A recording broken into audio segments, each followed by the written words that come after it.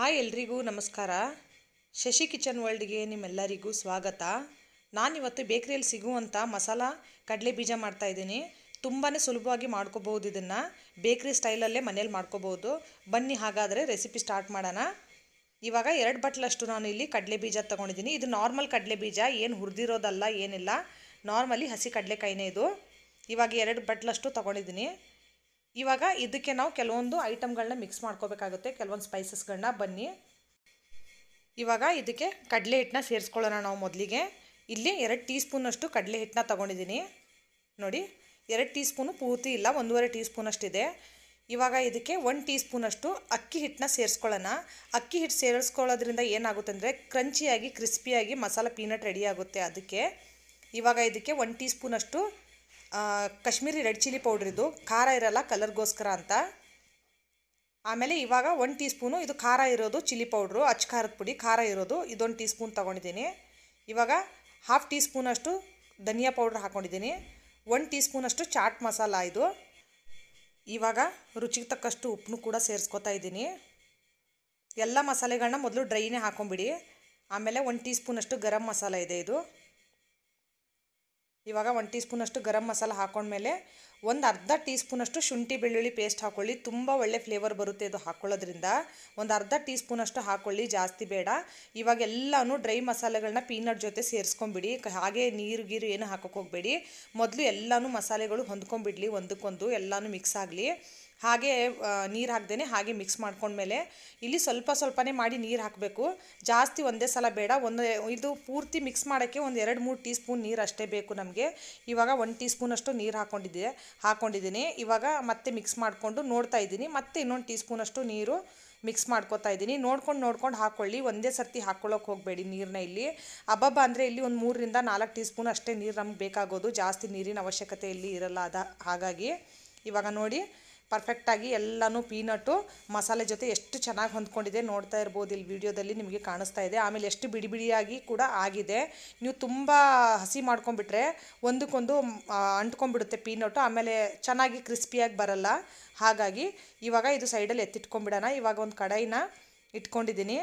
ಇದಕ್ಕೆ ಎಣ್ಣೆ ಹಾಕ್ಕೊಂಡು ಇವಾಗ ಫ್ರೈ ಮಾಡ್ಕೊಳ್ಳೋಕ್ಕೆ ರೆಡಿ ಮಾಡ್ಕೋಬೇಕಲ್ಲ ನಾವು. ಹಾಗಾಗಿ ಇವಾಗ ಎಣ್ಣೆನ ಹಾಕೋತಾ ಇದ್ದೀನಿ ಕಡಾಯಿಗೆ. ಇವಾಗ ನಮಗೆ ಫ್ರೈಯಿಂಗ್ ಎಷ್ಟು ಬೇಕೋ ಅಷ್ಟು ಎಣ್ಣೆನ ಹಾಕ್ಕೊಳ್ಳಿ. ಎಣ್ಣೆನ ಜಾಸ್ತಿ ಓವರ್ ಹೀಟ್ ಮಾಡ್ಕೊಳ್ಳೋಕೆ ಹೋಗಬೇಡಿ.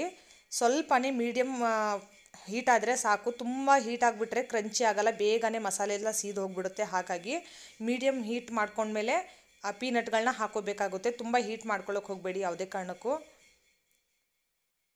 ಇವಾಗ ಎಣ್ಣೆ ಬಿಸಿಯಾಗಿದೆ ನೋಡಿ, ನೋಡ್ತಾ ಇರ್ಬೋದು ವಿಡಿಯೋದಲ್ಲಿ. ಎಣ್ಣೆ ಜಾಸ್ತಿ ಬಿಸಿ ಆಗಿಲ್ಲ, ಸ್ವಲ್ಪನೇ ಬಿಸಿ ಇದೆ, ಮೀಡಿಯಮ್ ಹೀಟ್ ಇದೆ. ಈ ಟೈಮಲ್ಲೇ ಕಡಲೆ ಬೀಜನ ಹಾಕೋಬೇಕಾಗುತ್ತೆ. ಈ ಥರ ಹಾಕ್ಕೊಳ್ಳೋದ್ರಿಂದ ಏನಾಗುತ್ತಂದರೆ ಕಡಲೆ ಬೀಜ ಕೂಡ ಕ್ರಿಸ್ಪಿಯಾಗಿ ಒಳಗಡೆವರೆಗೂ ಕೂಡ ಕ್ರಂಚಿಯಾಗಿ ಇರುತ್ತೆ. ಆಮೇಲೆ ಮೇಲೆ ಕೋಟೆಡ್ ಏನಿರುತ್ತಲ್ಲ ಅದು ಕೂಡ ಕ್ರಿಸ್ಪಿ ಆಗುತ್ತೆ. ತುಂಬ ಎಣ್ಣೆನ ಕಾಯಿಸ್ಕೊಂಡ್ಬಿಟ್ರೆ ಮೇಲೆ ಏನದು ಕೋಟ್ ಇರುತ್ತಲ್ಲ ಮಸಾಲೆದು ಎಲ್ಲ ಸೀದು ಹೋಗಿ ಕೈ ಬರುತ್ತೆ, ಆಮೇಲೆ ತಿನ್ನೋವಾಗ ಟೇಸ್ಟ್ ಚೆನ್ನಾಗಿರಲ್ಲ. ಹಾಗಾಗಿ ಗ್ಯಾಸ್ ಮಾತ್ರ ಲೋ ಫ್ಲೇಮಲ್ಲಿ ಇಟ್ಕೊಂಡು ಎಣ್ಣೆನ ಮಾತ್ರ ಜಾಸ್ತಿ ಕಾಯಿಸ್ಕೊಳ್ಳೋಕೆ ಹೋಗಬೇಡಿ. ಇವಾಗ ಎಲ್ಲನೂ ನೋಡಿ, ನಾನು ಕಡಲೆ ಬೀಜನ ಉದುರಿಸಿ ಬಿಡ್ತಾ ಇದ್ದೀನಿ. ಒಂದೇ ಸಲ ಗಂಟು ಥರ ಏನು ಬೀಳ್ತಾ ಇಲ್ಲ, ನೋಡ್ತಾ ಇರ್ಬೋದು. ಮಸಾಲೆ ಕೂಡ ಅಷ್ಟೇ ಚೆನ್ನಾಗಿ ಮಿಕ್ಸ್ ಆಗಿದೆ. ಇವಾಗ ಎಲ್ಲ ಪೀನಟ್ಟು ಹುರಿಲಿ ಒಂದು ಸ್ವಲ್ಪ. ತುಂಬಾ ಬೇಗ ಆಗಿಬಿಡುತ್ತೆ ಫ್ರೆಂಡ್ಸ್. ಒಂದು 5-10 ನಿಮಿಷ, 10 ನಿಮಿಷ ಒಳಗಡೆ ಅಂದ್ಕೊಳ್ಳಿ. ತುಂಬ ಬೇಗ ರೆಡಿ ಆಗುವಂಥ ಸ್ನ್ಯಾಕ್ಸ್ ಇದು. ಆಮೇಲೆ ಮಕ್ಕಳಿಗೆ ಬಾಕ್ಸ್ಗೆ ಬೆಳಿಗ್ಗೆ ಏನಾದರೂ ಸ್ನ್ಯಾಕ್ಸ್ ಕೊಡಬೇಕು ಅಂದರೆ ಮಕ್ಕಳು ಕಡಲೆ ಬೀಜ ಹಾಗೆ ಕೊಟ್ಟರೆ ತಿನ್ನಲ್ಲ. ಈ ಥರ ಮಾಡಿಕೊಡಿ. ಇದರಲ್ಲಿ ಯಾವುದೇ ಅನ್ಹೆಲ್ದಿ ಪ್ರಾಡಕ್ಟ್ ಇಲ್ಲ, ಎಲ್ಲ ಹೆಲ್ದಿಯಾಗಿರುವಂಥದ್ದೇ ಇರೋದು. ಮಾಡಿಕೊಡಿ ಮನೇಲಿ, ಹೈಜೀನಾಗಿ ನಾವೇ ಮಕ್ಕಳಿಗೆ ಕೊಡ್ಬೋದು. ಆಮೇಲೆ ಕಡಲೆ ಬೀಜ ಮಕ್ಕಳಿಗೆ ತಿನ್ನಿಸ್ಬೇಕು ಅಂತಾರೆ, ಅವ್ರು ತಿನ್ನಲ್ಲ. ಈ ರೀತಿಯೂ ಮಾಡಿಕೊಟ್ರೆ ಚೆನ್ನಾಗಿರುತ್ತೆ. ಆಮೇಲೆ ಬ್ರೇಕ್ಗೆ ಅನ್ನಿ ಮಕ್ಕಳಿಗೆ, ಸ್ಕೂಲ್ಗೆ. ಆಮೇಲೆ ಸಾಯಂಕಾಲ ಟೈಮಲ್ಲಿ ಟೀ ಜೊತೆ ನಮಗೂ ಚೆನ್ನಾಗಿರುತ್ತೆ, ದೊಡ್ಡವ್ರಿಗೂ ಕೂಡ. ಯಾರಾದರೂ ಬಂದರೂ ಮನೆಗೆ ಟೀ ಜೊತೆ ಸ್ನ್ಯಾಕ್ಸ್ ಥರ ಇದು ಕೂಡ ಚೆನ್ನಾಗಿರುತ್ತೆ. ಇವಾಗ ನೋಡಿ, ನಾನು ತಿರುಗಿಸಿ ಹಾಕೋತಾ ಇದ್ದೀನಿ. ಇನ್ನೊಂದು ಸ್ವಲ್ಪ ಫ್ರೈ ಆಗಲಿ, ಕಲರ್ ಚೇಂಜ್ ಆಗಬೇಕು, ಇನ್ನು ರೆಡ್ ಕಲರ್ ಬರಬೇಕು, ಅಲ್ಲಿವರೆಗೂ ಹುರ್ಕೋಬೇಕಾಗುತ್ತೆ. ತುಂಬ ಚೆನ್ನಾಗಿ ಇವಾಗಲೇ ನನಗೆ ಸೌಂಡ್ ಬರ್ತಾ ಇದೆ ಕ್ರಂಚಿನೆಸ್ದು ಇದ್ರದ್ದು.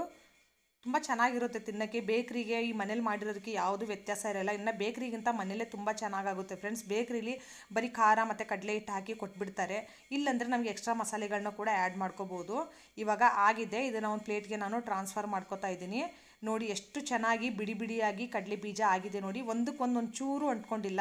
ಬೇಕ್ರಿಲಿ ಯಾವ ಥರ ಇರುತ್ತೆ ಸೇಮ್ ಅದೇ ಥರನೇ ಇದೆ ನೋಡಿ ಮಸಾಲೆ ಕಡಲೆ ಬೀಜ. ಒಂದಕ್ಕೊಂದು ಒಂದು ಚೂರು ಕೂಡ ಅಂಟ್ಕೊಂಡಿದೆಯಾ ಅಂತ ನೋಡಿ, ಎಷ್ಟು ಬಿಡಿ ಬಿಡಿಯಾಗಿ ಕಡಲೆ ಬೀಜ ರೆಡಿಯಾಗಿದೆ ನೋಡಿ. ಎಲ್ಲನೂ ತೆಕ್ಕೊಳ್ಳಿ ಈ ಥರ ನೀಟಾಗಿ ನೋಡಿ. ಎಲ್ಲನೂ ನಾನು ಪ್ಲೇಟ್ಗೆ ಟ್ರಾನ್ಸ್ಫರ್ ಮಾಡ್ಕೊಂಡಿದ್ದಾಯಿತು.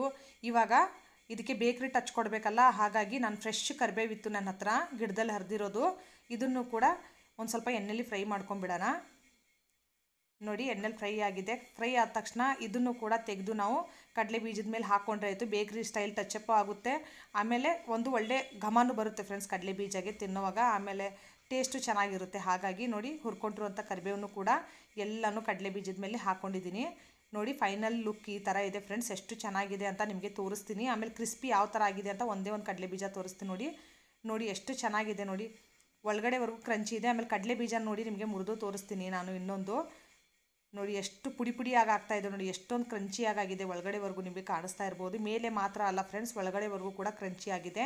ತುಂಬ ಚೆನ್ನಾಗಿದೆ. ರೆಸಿಪಿ ನಿಮಗೆ ಇಷ್ಟ ಆದರೆ ಲೈಕ್, ಶೇರ್, ಸಬ್ಸ್ಕ್ರೈಬ್ ಮಾಡೋದನ್ನು ಮರಿಬೇಡಿ. ಹಾಗೆ ನಿಮ್ಮ ಫ್ಯಾಮಿಲಿ ಫ್ರೆಂಡ್ ಜೊತೆ ಶೇರ್ ಮಾಡಿ, ಅವ್ರಿಗೂ ಟ್ರೈ ಮಾಡೋಕ್ಕೆ ಹೇಳಿ.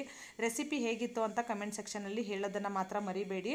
ಆಮೇಲೆ ಡಿಸ್ಕ್ರಿಪ್ಷನಲ್ಲಿ ಇಂಗ್ರೀಡಿಯೆಂಟ್ಸ್ನ ಎಲ್ಲ ಮೆನ್ಷನ್ ಮಾಡಿರ್ತೀನಿ, ನೀವೇನಾದರೂ ಮಾಡೋಂಗಿದ್ರೆ ಅಲ್ಲಿ ಹೋಗಿ ಚೆಕ್ ಮಾಡ್ಕೋಬೋದು. Thank you for watching friends.